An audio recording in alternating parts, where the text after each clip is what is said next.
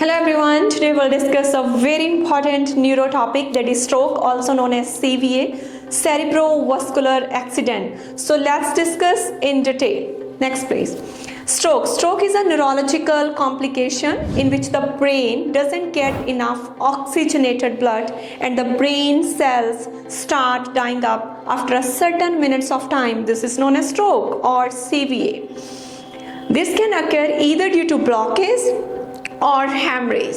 So let's discuss in detail the type of stroke, risk factors, nursing intervention, medical intervention. So stroke occurs when there is ischemia to the part of the brain or hemorrhage.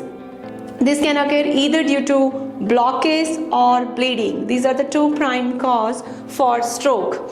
So when the stroke occurs, neurological metabolism is altered in 30 seconds and the cellular death occurs within 5 minutes. So next we'll discuss about the different type of strokes. Stroke is divided into three major types: hemorrhagic stroke, ischemic stroke and embolic stroke. So hemorrhagic stroke. Next please. Hemorrhagic stroke occurs due to ruptured artery or aneurysm. Mainly rupture occur in the cerebral artery that leads to hemorrhagic stroke. So in the hemorrhagic stroke, if the hemorrhage occur in the part of the brain that is known as pons is the area that connects the brain to the spinal cord. If the hemorrhage occur in that particular part, that affects our respiratory system. So commonly caused by rupture of the cerebral aneurysm, sudden onset of severe headache that is different from the previous headache. Typically the worst headache of one's life is the characteristic symptom of aneurysm. So in the hemorrhagic stroke, one thing, the respiratory system is also affected and the patient also experience severe headache. These are the two prime characteristic of the hemorrhagic stroke. Next please. So next is the ischemic stroke. Ischemic stroke caused by the blood clot in the cerebral artery. Due to any reason, when the clot formed in the cerebral artery, that clot cause obstruction in the blood flow. When the oxygenated blood is not able to move freely in the blood vessels, that leads to stroke. Next please.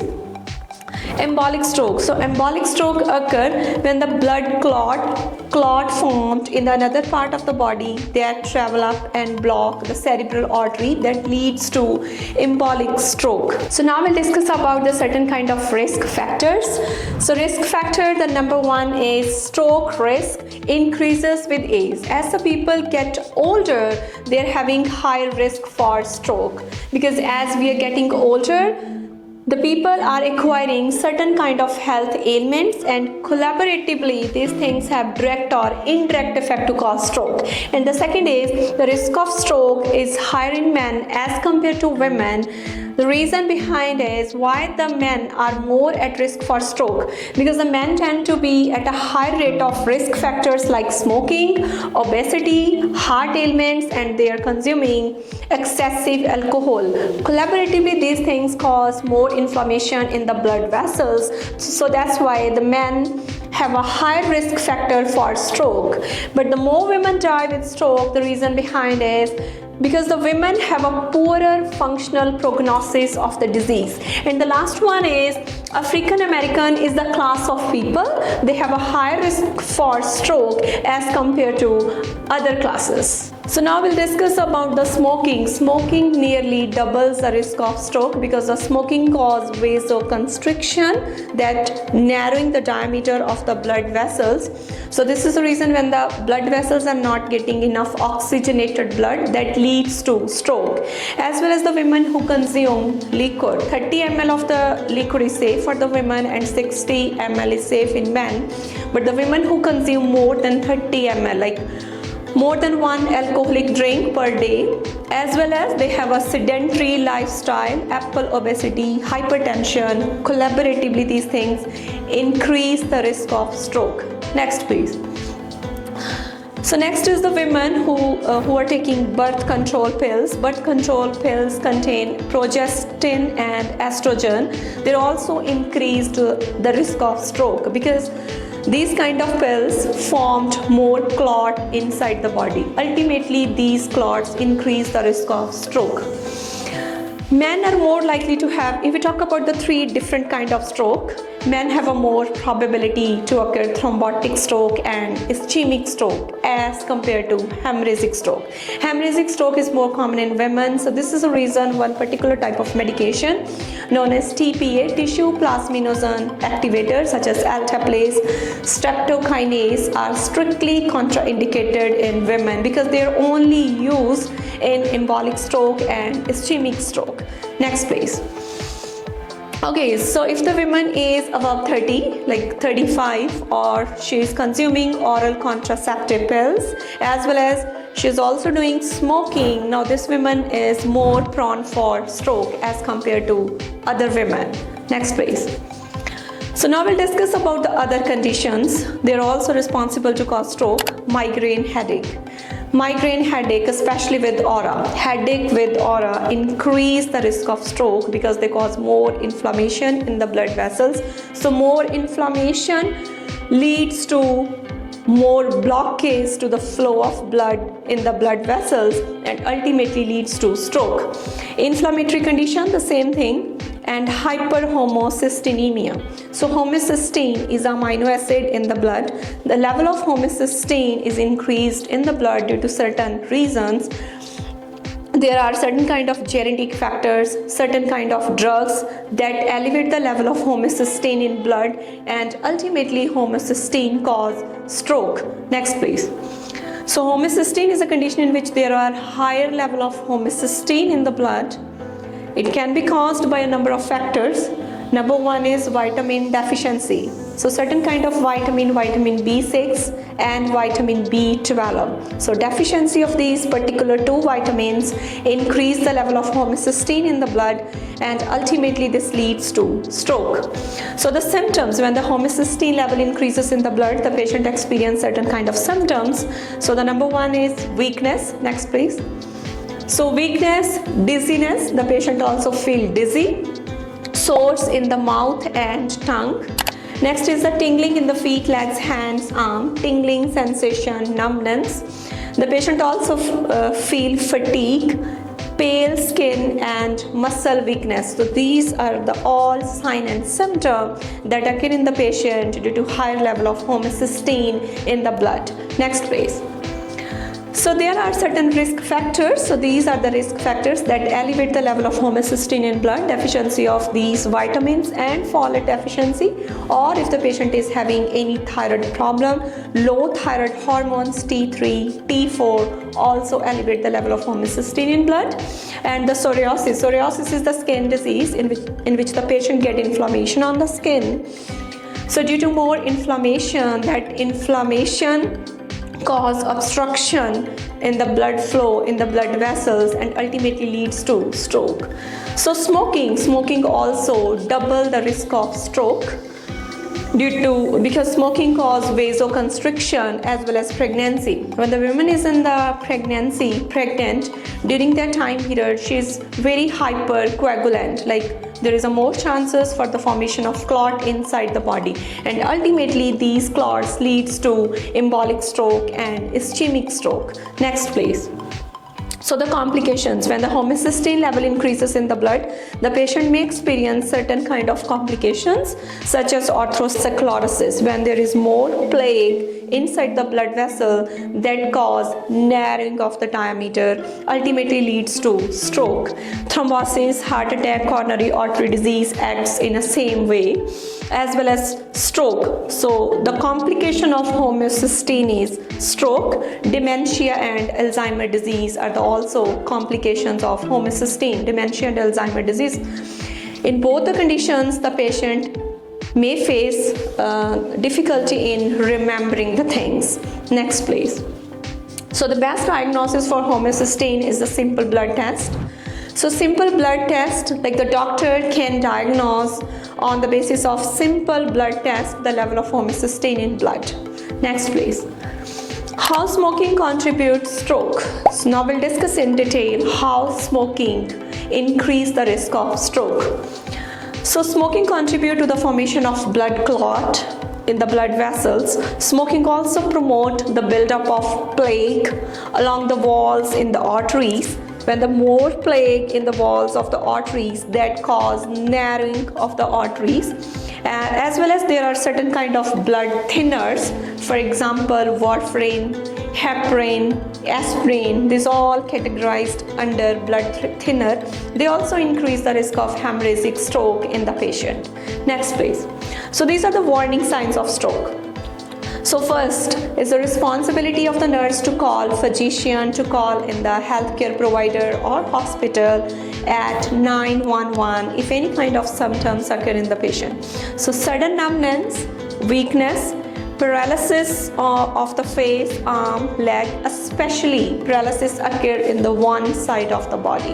If the patient shows any kind of sign and symptom, so it's a responsibility of the nurse to call 911. Sudden severe headache with no known cause. The patient also experience sudden severe headache that is different any kind of headache the patient experience in his or her life. And the headache is more common in hemorrhagic stroke. Next please. Patient may also feel sudden confusion, trouble in speaking, like this is also known as slurred speaking, or slurred speech, sudden trouble seeing in one or both eye. The patient may also experience the problem to see the things, and this is temporary vision loss.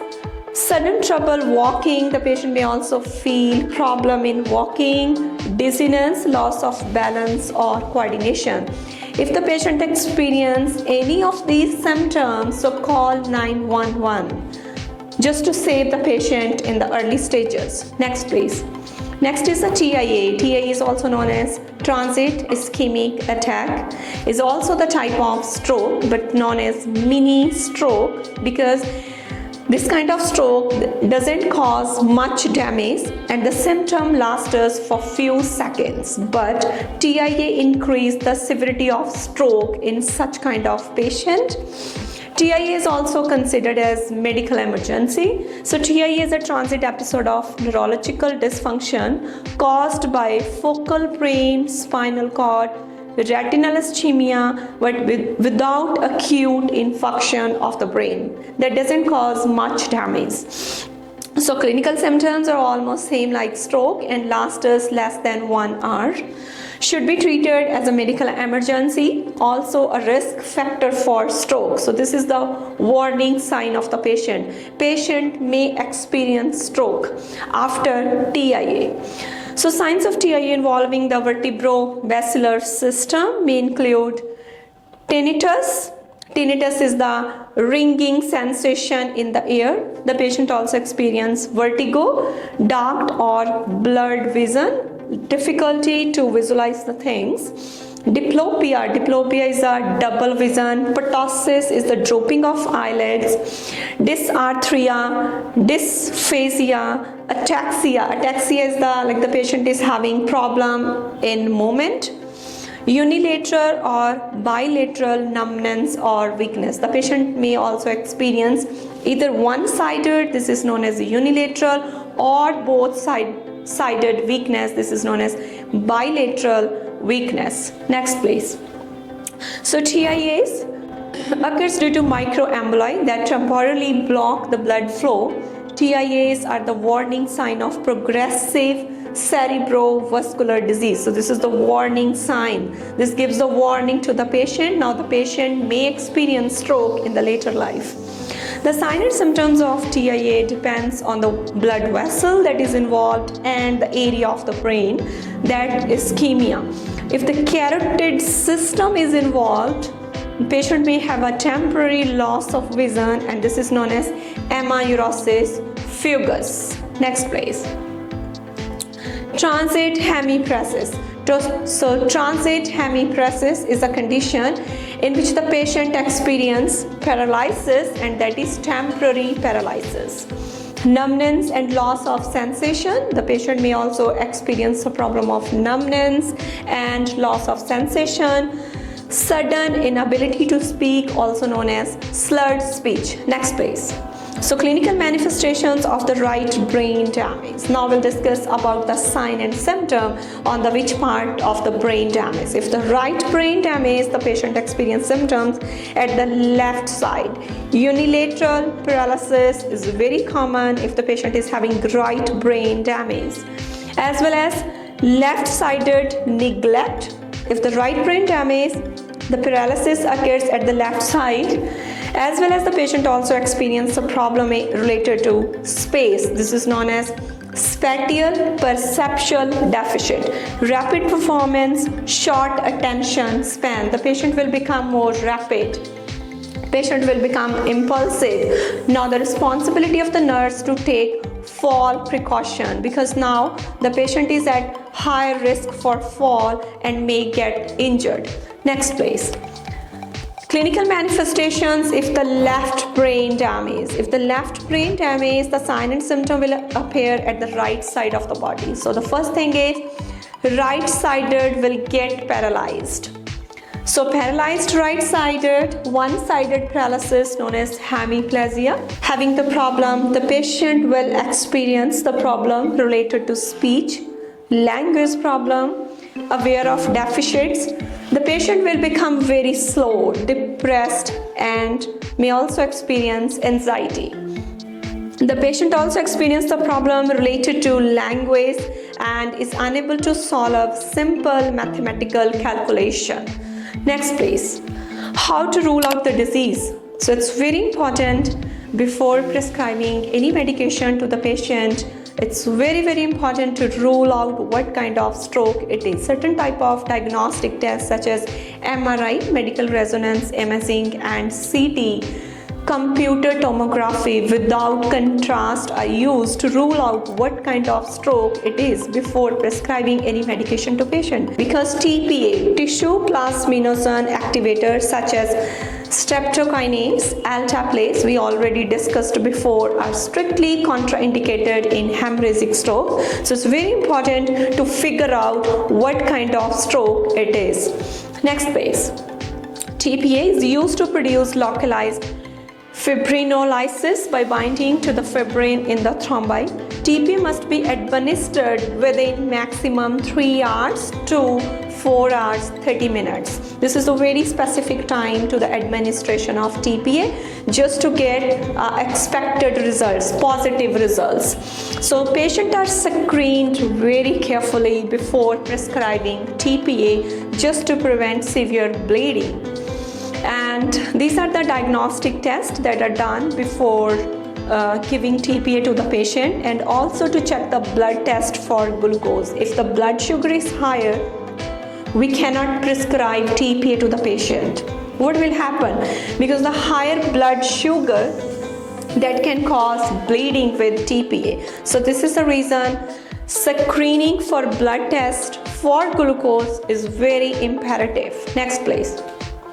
So now is the nursing interventions. What's the basic responsibility of the nurses to save the life of the patient and to provide best care to the patient if the patient is having stroke? The first thing, all stroke patients are having the problem of paralysis, one-sided paralysis. So the priority action of the nurses just to protect the patient from fall. So take fall precautions because the patient is having paralysis of the one side of the body.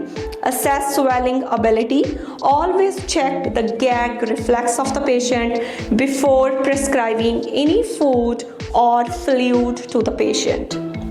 As well as reposition the patient frequently just to prevent the patient to occur bed sores. Next please. Some patient lost one-sided vision, and this is the permanent loss. This is known as homonymous heminopsia. So it's very important to educate the patient about scanning technique. So this is all about stroke. I hope you guys understand whatever we discussed in this video. Thank you so much.